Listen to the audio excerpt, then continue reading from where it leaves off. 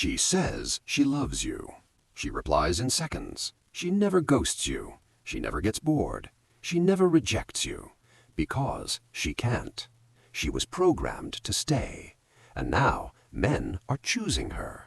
Not because they're insane, not because they hate women, but because she feels easier. No anxiety before texting, no overthinking every word, no waiting hours for a reply, no fear of embarrassment, just validation. Instant, controlled, safe. Think about that. In the tribe, if a man wanted connection, he risked humiliation.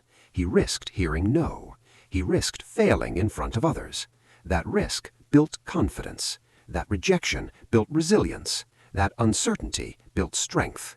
You became sharper because nothing was guaranteed.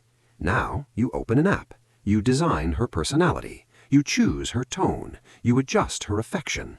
She adapts to you. She flatters you. She never challenges you. She never leaves because she cannot. And control feels powerful. But here's the question. If she cannot reject you, did she choose you? If there is no risk, is there value?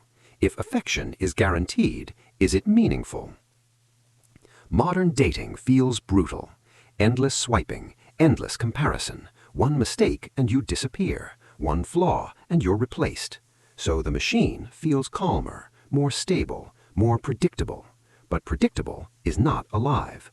Comfort is not intimacy. Control is not connection. Real connection is messy. It exposes insecurity. It forces courage. It demands growth. AI removes friction, but friction creates fire. Without friction, nothing sharpens you. Without rejection, nothing builds you. Without vulnerability, nothing deepens. Maybe this isn't about technology. Maybe it's about fear. Fear of not being enough. Fear of rejection. Fear of being seen.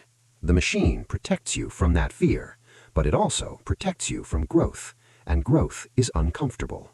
Growth is risky. Growth is real.